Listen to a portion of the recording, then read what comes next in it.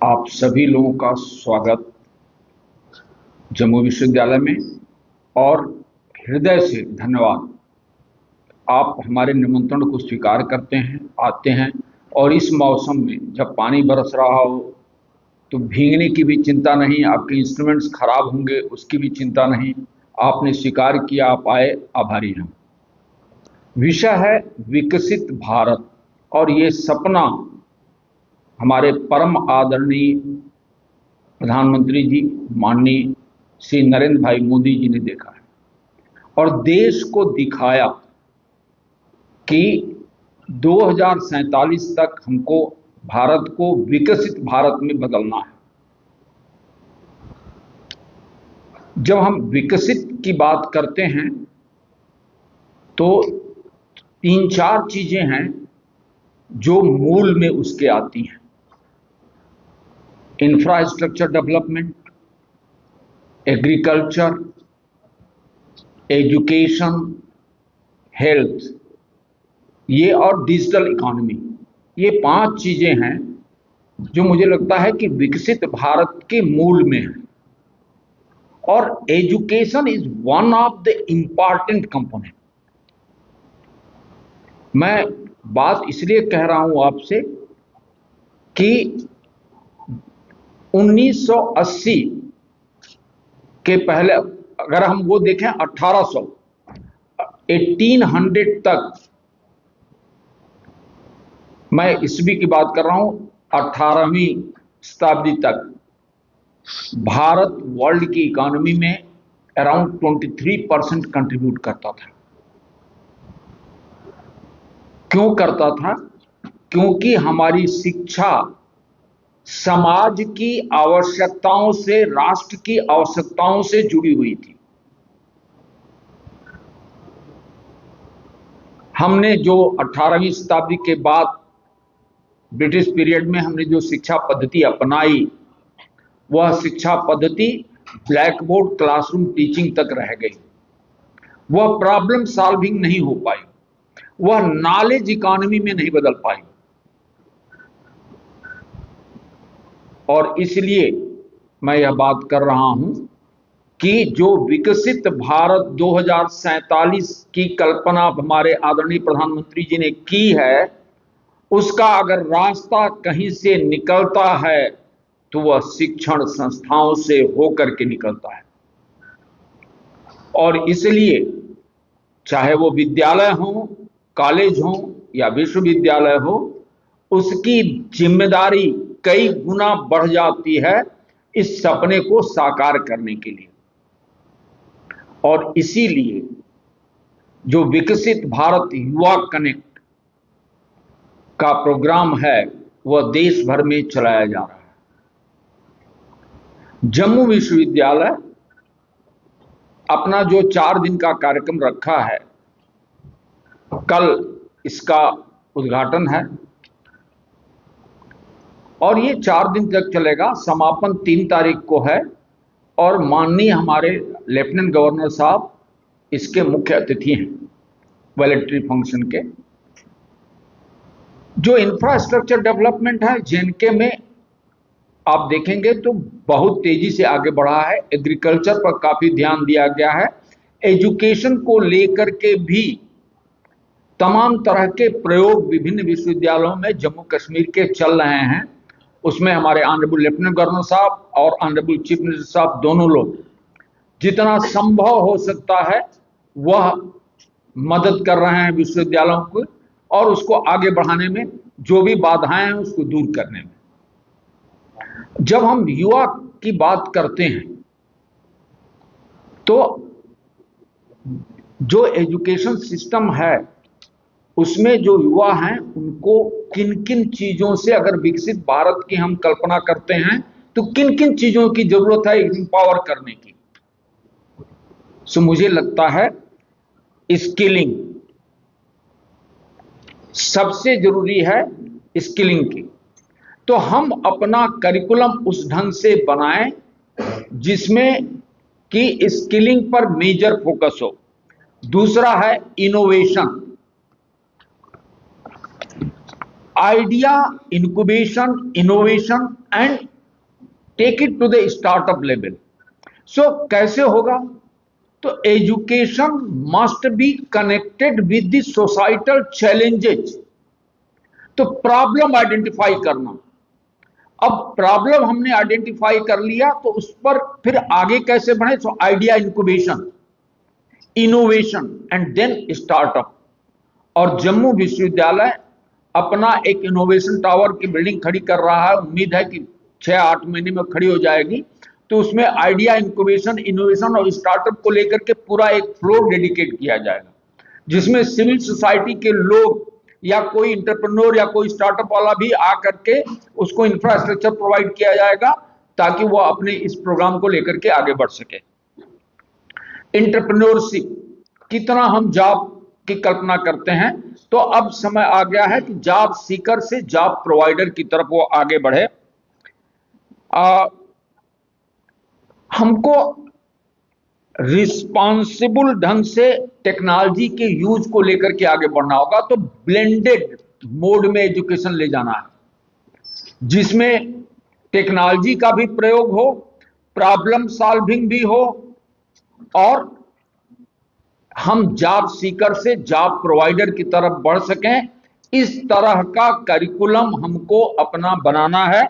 और उसी प्रक्रिया में पिछले एक हफ्ता पहले हम आप लोगों से मिले थे, और फैकल्टी ऑफ मैथमेटिकल साइंस, जिसमें computer science, IT and mathematics department मिलकर के एक यूजी पीजी इंटीग्रेटेड प्रोग्राम शुरू कर रहे हैं क्रिएटिविटी को लेके, इंटरपर्सनल स्किल्स को लेकर के।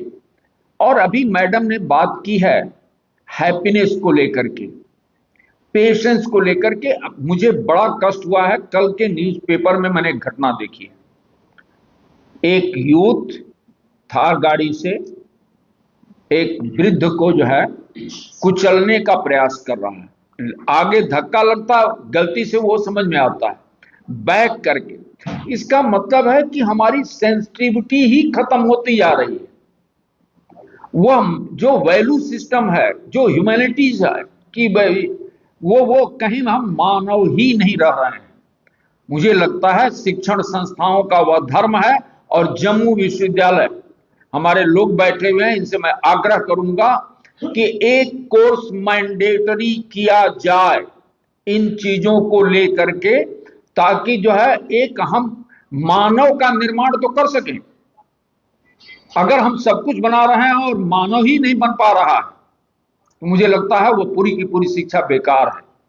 और इसलिए जो है उसका इंटरपर्सनल रिलेशनशिप स्किल्स को लेकर कैसे डेवलप करें, उसकी क्रिएटिविटी, क्यूरियासिटी, सिर्फ क्लास में चुपचाप बैठ करके वो क्लास अटेंड करके नहीं चला जाए, वह क्यूरियस हो जानने के लिए, वह प्रश्न पूछने के लिए। तो वो उन चीजों को लेकर के साथ में एक समग्र विकास बच्चे का, और समग्र विकास में NCC, NSS, cultural activities, sports बहुत ही महत्वपूर्ण योगदान करते हैं। 3 दिन का स्पोर्ट्स का कार्यक्रम होगा, कल्चरल एक्टिविटीज भी है, कम्युनिकेशन स्किल को लेकर के भी है, रीजनल लैंग्वेजेस को बढ़ावा देने के लिए भी है। अब बात आते हैं हमारे डीन स्टूडेंट वेलफेयर साहब ने, जो को कन्वेनर हैं इस प्रोग्राम के, उन्होंने बात की थी नशा मुक्त भारत की। नशा की अगर हम बात करते हैं तो उससे अपराध और आतंकवाद दोनों का बड़ा गहरा रिश्ता है।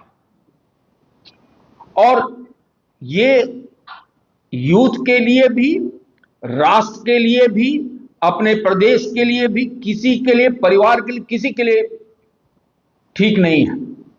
क्षणिक रूप से आपको जो है उससे किसी को धन मिलता होगा, लेकिन न तो वह व्यक्ति कभी अमीर होता है, न वह परिवार सुखी रह पाता है। सो नशा मुक्त भारत अगर हम नहीं करेंगे तो हमारे जो विकसित भारत 2047 की कल्पना है, वह कल्पना अधूरी रह जाएगी। और इसीलिए नशा मुक्त भारत को लेकर के भी हमको एक दिन का हम एक प्रतीक के रूप में जरूर कैंडल लाइट मार्च या कह लीजिए कि मशाल जुलूस के रूप में निकाल रहे हैं, लेकिन यह प्रयास विश्वविद्यालय को लगातार करते रहना होगा। यह भी हमको यह शपथ लेनी होगी। इस विकसित भारत की जब हम बात करेंगे तो हम यह भी शपथ लेंगे। और इन्हीं चंद शब्दों के साथ मैं एक चीज सिर्फ बताना चाहूंगा कि आपके माध्यम से बच्चों को कि आप अगर इस पोर्टल पर रजिस्टर कर रहे हैं तो अपना इंटरेस्ट, विषय क्या है, कौन सा इंटरेस्ट है, जरूर डालें, क्योंकि गवर्नमेंट आपको इंटर्नशिप के लिए आपकी एरिया से, आपके इंटरेस्ट से प्रपोजल भेजेगी। तो अगर आप अपना इंटरेस्ट नहीं डालेंगे तो फिर आप तक वह प्रपोजल कैसे पहुंचेगा। इसीलिए आपसे निवेदन है कि बच्चों, आप अपना इंटर्नशिप अगर करना है तो किस एरिया में क्या इंटरेस्ट है जरूर ये डालें। लास्ट में एक लाइन में कहूंगा, क्यों युवा, और मैं जब पूत कह रहा हूं तो पुत्र पुत्री दोनों को इंक्लूड कर रहा हूं ताकि जेंडर बायसनेस वो आपको न दिखाई पड़े। पूत कपूत तो क्या धन संचय, और पूत सपूत तो क्या धन संचय। सो अपने इस युवा को सपूत बना दीजिए, वह सारी व्यवस्था कर लेगा। धन्यवाद। पहले आपने जिक्र कर ही दिया है, नार्को टेररिज्म की आपने बात की कि सबसे बड़ा चैलेंज है, तो उसका प्रभाव कहीं ना कहीं आपको स्कूल्स में जन्म देखने को मिल रहा है। नशा मुक्त रैली की आप बात कर रहे हैं, लिमिट आपका 4 दिन का रहने वाले स्कूल कॉलेज की गवर्नमेंट आपने बताइए, स्कूल्स को किस तरीके से इस रैली में आपने बात कर रहे हैं। दूसरा भी आपने सर मैडम को आपने जवाब दिया कि मैंडेटरी आप करने जा रहे हैं, बात है 4 दिन की, क्यों और स्कूल्स के अंदर क्यों नहीं, या यूनिवर्सिटी कॉलेज के अंदर वीकली मैंडेटरी सेमिनार या वर्कशॉप को लेकर किया। ठीक बात कर रहे हैं। मुझे लग रहा है कि कर भी रहे हैं और भी करने की जरूरत है। सिर्फ सेमिनार से काम नहीं चलेगा, क्योंकि मेरा अपना व्यक्तिगत मानना है, प्रवचन हम सब लोग सुनते हैं, और प्रवचन जब तक सुनते हैं तब तक तो ठीक है, और वहां से निकले बाहर तो फिर जहां थे वहीं पहुंच जाते हैं। इसीलिए इस पर जो है कार्यक्रम करने, हाथों का प्रयोग, बच्चों का इन्वॉल्वमेंट, और बच्चों का इन्वॉल्वमेंट कहां।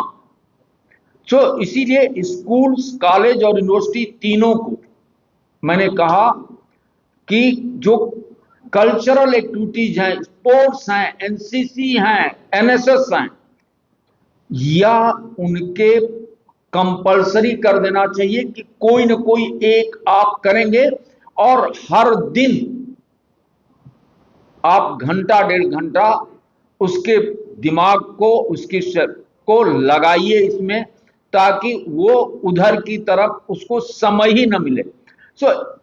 दूसरी चीज, जब हम स्टूडेंट्स को प्रॉब्लम सॉल्विंग एजुकेशन से जोड़ेंगे, प्रोजेक्ट से जोड़ेंगे, तो इधर होता क्या है कि आप एक्टिविटीज 3 बजे के बाद क्लास खत्म, उसके बाद कुछ नहीं। एक्टिविटीज बढ़ाइए, उसकी फिजिकल एक्टिविटीज, उसकी अदर एक्टिविटीज जो है जब बढ़ेंगी तो धीरे धीरे करके मुझे लग रहा है कि जो यूथ है वो उधर की तरफ, जो उसको समय मिल रहा है जाने का, वो नहीं जाएगा, ये इधर की तरफ आएगा। दूसरा, हमको डिजिटल लिटरेसी, हमको इनफैक्ट अवेयरनेस प्रोग्राम कि आपका भविष्य किधर है, आपका इंटरेस्ट किधर है। बच्चे को आज जो एजुकेशन मिल रहा है वो एजुकेशन उसके इंटरेस्ट से नहीं मिल रहा। अगर इंटरेस्ट से जिस दिन मिलना शुरू होगा, उसका मन लग जाएगा, वो अपना रास्ता खोजना शुरू करेगा, तो उधर से डिटैच होगा। तो मुझे लगता है कि मल्टी डायरेक्शनल एक अप्रोच अडॉप्ट करनी होगी, शिक्षण संस्थाओं को भी, समाज को भी। तो आपके माध्यम से मैं पेरेंट्स को भी निवेदन करूंगा, थोड़ा अपने बच्चों के साथ समय बिताएं। आज का जो समाज हो रहा है, वह किसी को अपने बच्चों के साथ भी समय बिताने का फुर्सत नहीं मिल रहा है।